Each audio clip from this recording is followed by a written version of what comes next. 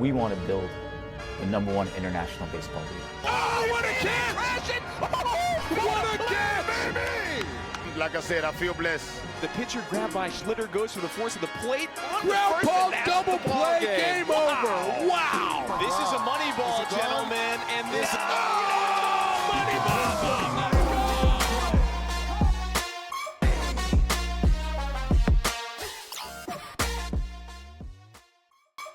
Ladies and gentlemen, welcome back to the Baseball United podcast, your premier voice in international baseball. I'm your host, Liam Skeffington. Today, we're joined by a former MLBer, a former first-round draft pick, and an outfielder for the Arabia Wolves, Mr. Dwight Smith Jr. Dwight, it's great to see you. How's everything been going, bro? Everything's good. I just got back home from playing in Mexico. So, been being back home for the first few days has been kind of refreshing, being back at home, sleeping in my own bed. Yeah, I believe it, man. Home for you is Georgia? Yeah, Georgia. Whereabouts? Peachtree City is it's 30 minutes south of downtown Atlanta. Okay, very nice, very nice. So you mentioned you were playing in Mexico. The last 2 years of your career, Dwight, your professional career, you've kind of had arguably the best years you've had at the plate in terms of productivity. 995 OPS last year in the Atlantic League, 914 OPS this year in Mexico. What would you say is coming together for you at the dish? I would just say plate discipline, because that was a big thing with me. I taught about it when I was in 2019 in Baltimore, and I kind of worked on it with my coaches about pitch selection and really just experience. Been playing professional ball for now 14 years now, so now it's just I got a lot more knowledge than I did when I was younger, and I pretty much just trust my instincts, really, and really my mental game has gotten so much stronger since I was younger too. So you're 31 years old, right? When you say it out loud that you've been playing professionally for 14 years, it's almost half Yeah. your life. What is that? Yeah. What do you make of that? I was actually talking about it the other day with a couple of my buddies, and I was like, yeah, that's kind of crazy. Me playing for this long is definitely a blessing. Truly don't know where the time went. It felt like not too long ago I was graduating high school, getting drafted. Now I'm in my 30s. I still feel young. I feel better now than I did in my 20s, honestly. Why do you think that is? I think I just know my body more, certain diet. I feel like I got way more energy, and I'm sleeping a lot more than I was when I was younger. So it's a combination of a lot of different things. Gotcha. So, Dwight, you have a baseball bloodline. Your father, actually, Dwight Smith Sr., played in the major leagues for 8 years. What kind of memories do you have, if any? Because I know you were really young for the tail end of his career. What kind of memories do you have of baseball growing up? I was always around my dad, following him around wherever he was at, but vividly because I was like 5 years old by the time he retired. So the only thing I remember was when he won a championship with the Braves, and he was popping a champagne bottle, and my mom took me out of the clubhouse before they did. That's literally the only thing I remember. You must have been 3 or 4 at that point, right? 1995. Yeah, I was 3 years old at the time. Wow. That must have been awesome, though, just to even have that memory from being 3 years old of all these greats in the clubhouse celebrating the pinnacle of the sport that you eventually grew up to know and love. Yeah. I go around and see a bunch of my dad's old teammates or coaches. They be like, "Oh, I remember your father." I get it all the time, and it's kind of crazy how many people he knew, and it's like the baseball is like a fraternity, so it's a big brotherhood. So it's all family. So after your dad retired, he became a coach. He was hitting coordinator with the Tampa Bay Rays.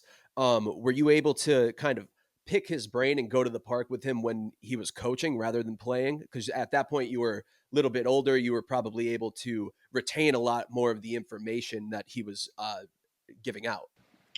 Yeah, I was definitely following him around. If I didn't have any games in the summer, I was definitely going to wherever he was at, whether whatever job he was with, and with Tampa Bay, and I literally would practice with the guys. So I remember vividly when he was with the Rays, I was work out with B.J. Upton, Josh Hamilton, Carl Crawford, like all those guys on the talented guys on the Rays, and they treated me like a rookie. So they put me in the shower, like I got them drinks, cokes if they wanted one, or just I grew up in a clubhouse, so it was all fun. Yeah, and this was when, like you mentioned, Josh Hamilton, Carl Crawford, B.J. Upton. This is when like they were young guys; they weren't even in the league yet. What do you Yeah, remember about, if anything, your dad talking about those guys and how great they were eventually going to be? he said if you work hard enough, you could be as good as these guys. Like you can get your opportunity one day, and like they were like role models for me because I looked at them like they were like the best players ever. They were hitting homers every day, doing all the great things they did in the MLB, and so I looked up to them a lot. That's so cool to, one, have a dad who had so much success at the MLB level, and then also at the end of his career continue to go to the ballpark, experience all these different things, pick these great players' brains. And that's probably one of the reasons why you are the player you are today, I'd have to assume. Yeah, 100%. Like everything I learned, like baseball wise, is mainly from my dad and like some of his friends. Like whether it's like Delano DeShields Sr. We grew up together. Me and his son grew up together. Marquise Grissom. Like I've learned so much from so many different like good baseball minds. So you were drafted in the first round of the 2011 draft, Dwight. What, bring me into that day that you got drafted? Because you were drafted out of high school. You were 17, 18 years old at the time. Yeah, I was in the living room watching it on the TV, and I remember Um, I was hoping to get picked by the Braves, the hometown team at the time. They passed, and then Roberto Alomar he called my name up on the TV, and then my phone just literally just blew up and from family and friends, and it was amazing. At what point did you know you were going to go in the first round, or did you? Um, I would say probably when I was like my junior year, when a couple of my buddies got drafted in the first round that I was playing with in summer ball. Like they got drafted first round, and I was playing with them. I feel like I had an opportunity to make something of this. Like it gave me the confidence to keep pushing, keep working, and they could call my name on the TV one day. So you spent about 6 years in the minor leagues. From the time you got drafted, what was it like that kind of transition into professional baseball? What was that like for you? It was definitely a grind. Like I remember the first time because I got drafted by Toronto. Um, I was in like Bluefield, West Virginia, not much there, and then I got called up to Vancouver in Canada. So I was like homesick. So that was like my first like experience being away from home. I'm in another country, missing my family. I didn't know how to handle it at the time, but I got used to taking it day by day and take like learning the grind as the years went on, and I got used to it being away from home, and I actually embraced it, traveling all around the world, and I had fun. Is there anyone that was kind of a mentor to you during your time in the minor leagues? Um, I really mainly talked to my dad a lot. I've talked to him on the phone a lot. I would say Tim Raines was a big one. That's a good one to have. Um, yeah, he was a big one for me. Devon White was another one for me. Sandy Alomar Sr. He was another one. I would text him a lot. Like I said, I always had somebody I was talking to. Yeah, man, that's awesome. It's like watching Picasso paint, basically. Just getting tips Yeah, from him. That's insane. yeah, So, you mentioned that you were hoping to kind of get drafted by the Braves, your hometown yeah. team. But hmm when you got called up to make your debut in 2017, you were actually called up, and the Blue Jays were playing in Atlanta. So, what was that day like for you? That was actually kind of a crazy day because I was in Buffalo. Um, I saw the schedule. They had like one game left in Atlanta, and I was on the phone with four of my good buddies, and that's when like House Party app was like the FaceTime thing at the time. Yep, yep. So I was literally talking like, dang, I wish I was in Atlanta right now. Then like literally 20 minutes later, my manager called me saying, Dwight, like you got to get to the field, get to the airport. And I had like an hour and a half to make my flight. Like I didn't pack a bag, got my baseball stuff, went to the airport, and luckily um, the gate was open, and I got on the flight. And then next thing you know, I was back home. Like a lot of my friends and like coaches and stuff already had tickets. They knew about me getting called up before I even did. So like I still got a lot of tickets. It was probably like 30, 40 people was at the game. Damn, And man. yeah, so it was amazing. It was a really a dream come true.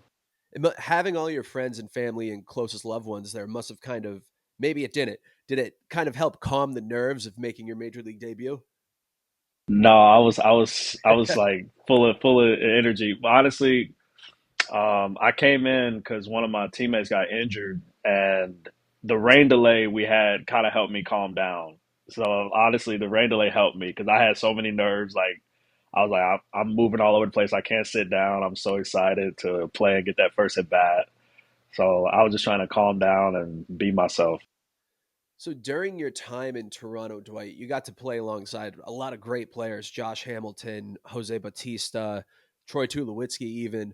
What was that like for you to finally be around guys like that at the major league level, MVP candidates?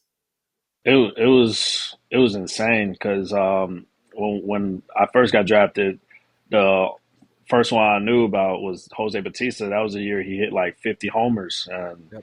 and then we got like some success, and then went to the ALCS back to back years, and got Josh Donaldson as MVP, had Russell Martin catching. It was so many Jose Reyes. Like the list goes on and on. Like everybody I looked up to as like a veteran in the game, like was on that team. So I really talked to everybody. I tried to pick everybody's brain and ask many questions I could. And I would just watch. I would just watch them play, and I learned a lot when I was watching. But till I got my time traded to Baltimore, and I just learned from them every day. What was your like what were some of the things that you picked up on watching these guys go about their business every day at the ballpark? I feel like what I learned was like they were the same person every day. They always was positive. Like no matter even if they were in a slump or if they were hot, like they were the same guy. Like and they never got too high, never got too low, and they literally came to work to the field to work every day, and that was instilled in me because I wanted to work. I wanted to get better. I wanted to be a great baseball player and a good person too. So like be a good teammate. So all that played a factor. Like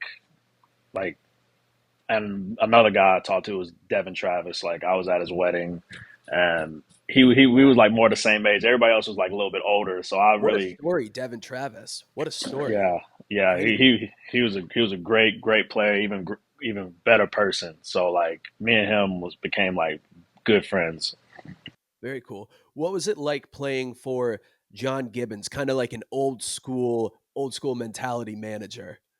I love playing under Gibby. Like he was awesome, and I'm used to like old school like type managers like me in high school. My high school manager was like that. Like he had you do all this stuff, and so like me having Gibby, like hearing his accent, like Texas accent. It was awesome just to be around that, and it was a one big family. So I loved all my time in Toronto, and it was awesome. So, after about 2 years in Toronto, you mentioned you get traded to the Baltimore Orioles, who at that time, Dwight, were kind of in the midst, not even kind of, they were in the midst of a complete rebuild, essentially. What was that like for you when you found out you were getting traded to a team like that? I was actually excited because I got to go to a historic franchise that had a lot of like history behind it. I knew a little bit about Baltimore playing in the AL East, A franchise your but dad also played for, too. yeah, that too. Um, and I was excited because they said I was going to get the opportunity to play, and that's mainly what I wanted. Like everybody wants to be like a everyday player in the big league, so. I was like, I'll definitely take that opportunity for sure. So I came to Baltimore, just put my head down and just came to play every day. What can you say about like the atmosphere and the culture that that's going on when a team is in the middle of a rebuild like that? Like we had a lot of guys that were just pretty much in the same boat, like trying to get playing time, and we all were trying to prove something. And now, and when Hyde came over, he literally preached the same thing he's preaching now. And now look at that team now. So you just came to come to work and work on the fundamentals, and then at some point, something's got to give. Did you find yourself, because you were one of the on that squad, Dwight, you were one of the premier players that year in 2019. Did you find yourself kind of transitioning into like a role of a mentor to some of the younger guys? Yeah, I definitely was. Even though I was like a few years in, like at the big league level, like I was looked at as like after Adam Jones left and Manny Machado, all them, I was looked at as one of the guys to step in and kind of fill that role. And I honestly, I didn't think I was ready for it because I'm still trying to learn things as a player myself and as a leader. So, but I had a lot of good guys to learn from even there, like Mark Trumbo was there, Chris Davis. There was a lot of good guys there too. So they made it easy once I got over there. Trey Mancini. So it was still a lot of veteran leadership. Trey Mancini, another incredible story. Chris Davis, also super incredible story. Back to Yeah. back years, 45 plus home runs, and then kind of just fell off. Have you ever seen a player? I have never seen something like that happen, at least in my age or my day.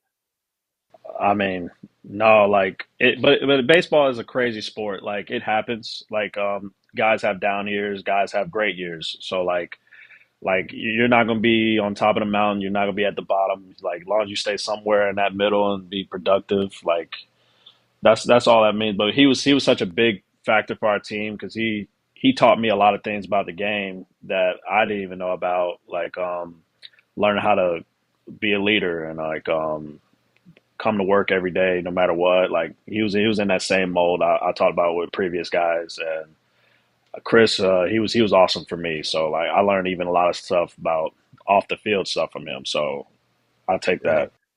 And his last 2 years in Baltimore, like they really were a true testament to showing up and just doing what you need to do to continue to play, regardless if the production is there or not. hmm Yeah, that's every team needs like that veteran or that leader to help the young guy mold the young guys because a lot of us don't know what's going on when we get to that level. And sure, they were in their shoes at one time too, where we're trying to learn everything on the fly and everything's moving so fast. So like the guy that slows the game down the most, those are the guys that thrive in the game a lot. Right, right. So the following year, Dwight, 2020, COVID comes around. It's a shortened season. What was that like for you, kind of just in limbo? Because none of you guys knew whether a season was coming or not, right? Yeah, we had no idea. I had no idea that was even a thing. I was actually in Sarasota in spring training, actually driving to a night game, and then they told us to turn around. Game's been canceled. We don't know how long it's gonna be. So it was kind of like crazy time, like looking back on it. And I came back home to Atlanta. Like I just tried to train in my garage, try not to be around too many people. Like it was weird. Hitting with a mask, like it was just wild. Like I didn't know what to do. Like I didn't know what to expect. But no matter what, like I just kept myself ready, kept myself prepared, and whenever a season was supposed to happen, that was what we were told. So during that time, Dwight, because the season wasn't being played, esports were also taking off.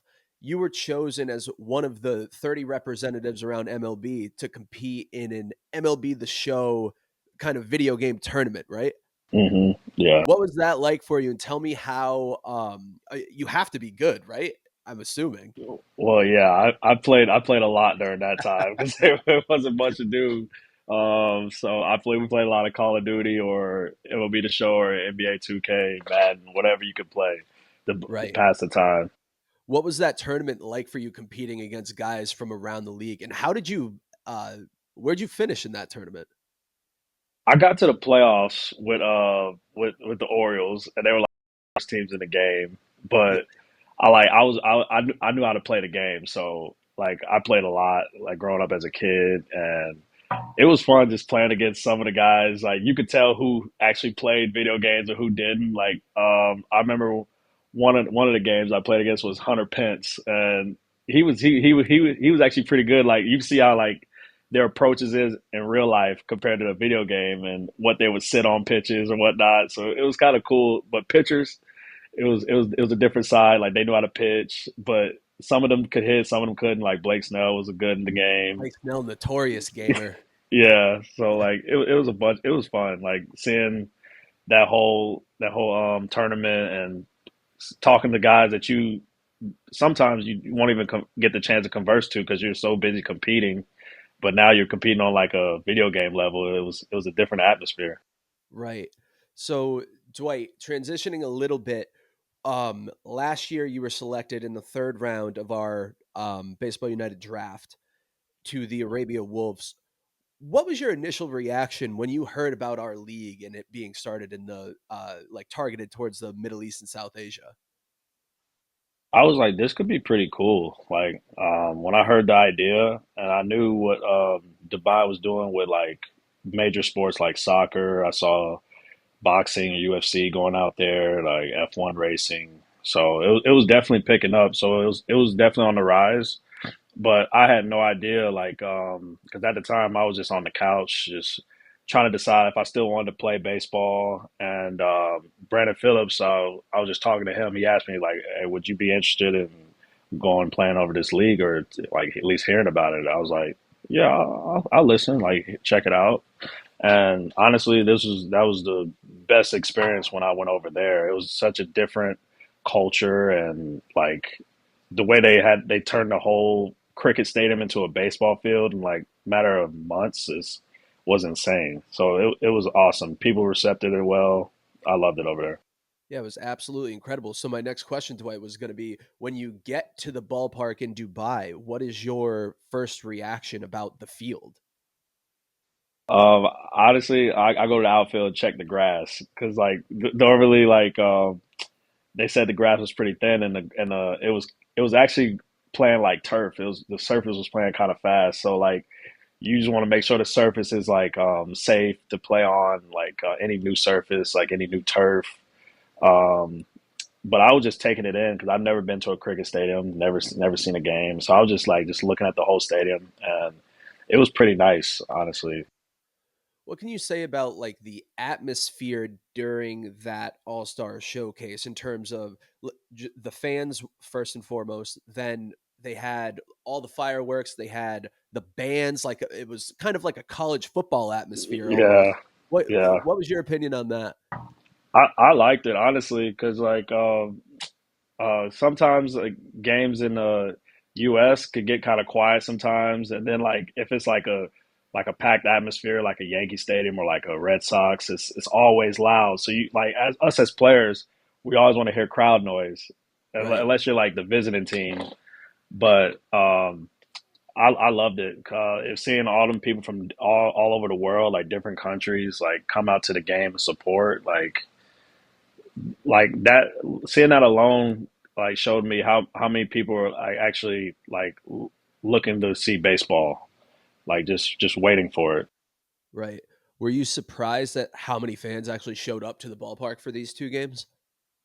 Yeah, I was actually surprised because it was the same weekend as like a big F1 race in Abu Dhabi. So Yep. I was like thinking like how many people were actually going to draw, and we actually drew pretty well like with all that going on in town, and it was actually pretty sick.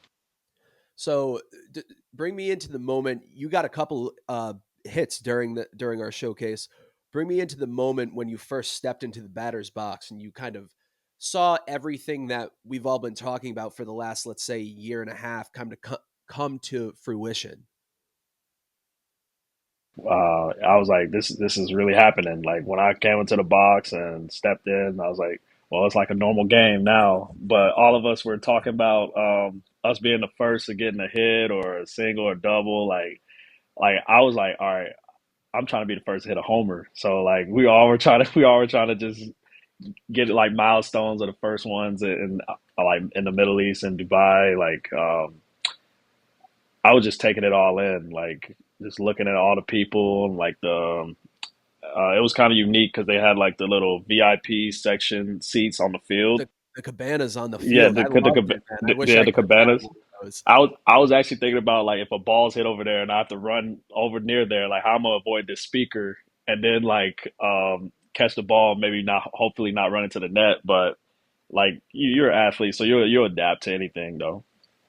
What what did you think about the prospects that we brought in from all over the world, from Uganda, Sri Lanka, Pakistan, India, being able to play alongside major league veterans like you, like Robbie Cano, like Pablo Sandoval?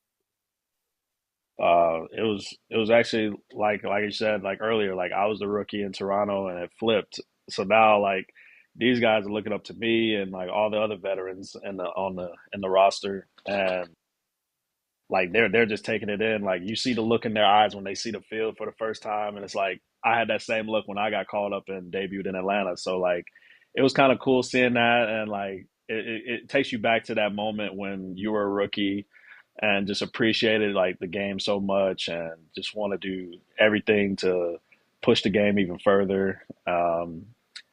So seeing them, and I didn't even know half these countries even played baseball. So it was like refreshing to see that. Like, and I'm like, they actually got some skills. Like they just need to develop them and keep working on the fundamentals. And you never know, like the first person from India or like Africa can make a major league debut. You never know. Like Right. Dwight, what how special is it to you that you were able to be a part of our league and make history over there to grow this sport that's you've loved since you were a kid? it was definitely like another. I didn't think it was even possible. Like it was like everybody always says like you want to be a major league baseball player, but like that was never a goal of mine. Like it just happened. So like um, for me to be able to grow the game out in another foreign country, like I'm always looking to expand the game because I've always loved it. It gave so much to me, and I want to give everything back to the game. So I just take it and run with it, and try to take all the moments in because they won't last forever. And honestly, like however long it can go, like I'm all for it. Our leadership here, led by Chairman and CEO Cash Shake, really has bought into the fact and and has kind of, as a collective, everybody else in the organization has bought into the fact that what we're doing is historic. Is one, because we're growing this game, and two, because and it's going to work because we're doing it with the right people and for the right reasons. Yeah, definitely. Like as long as you have like like a solid team, you can make anything work in life. His passion, like it shows, like how like bad he wants this, and like when I first had a conversation with him, like 'cause that's the main thing. Like we had a lot of questions, like how's this going to work, and he was able to answer a lot of them. Especially once we got out there, he answered a lot of those questions. Like and after that happened, everybody couldn't wait to come back. Like the reception we got was awesome. The and then like I had even former teammates or former players I played against, even coaches ask me like, "Hey, how do I get over there?" So the buzz is kind of crazy. So like we didn't know what to expect, but like once we got over there and just had fun with it, and we all had like a little meeting about, hey, just showing the game, just showcase everything you can, and just have fun, and that's mainly what the game needs. Every single player on both rosters during last year's showcase, you could tell it was palpable. They bought into this idea and they all wanted to do this in order to grow the game and kind of just for some guys revitalize their career, kind of give them another opportunity to play? I know a lot of guys got contract offers after last year's showcase. What do you have to say about that? Like you said, it can happen at any time. So like you never know. You get you on a back dirt field in high school. A scout sees you. That's how you get discovered. Like you can get discovered anywhere, and that's the beauty of this game. There's so many incredible stories. You hear them every year, and everybody wants to be that one person one day. So whatever way I can help or uh, even propel my career, like I'm all for it. So it's all positive, and we all got a good team that's all pulling in the same direction. So when you got that, it's hard to beat that. So, Dwight, we just announced our three major events taking place over the course of the next 12 months.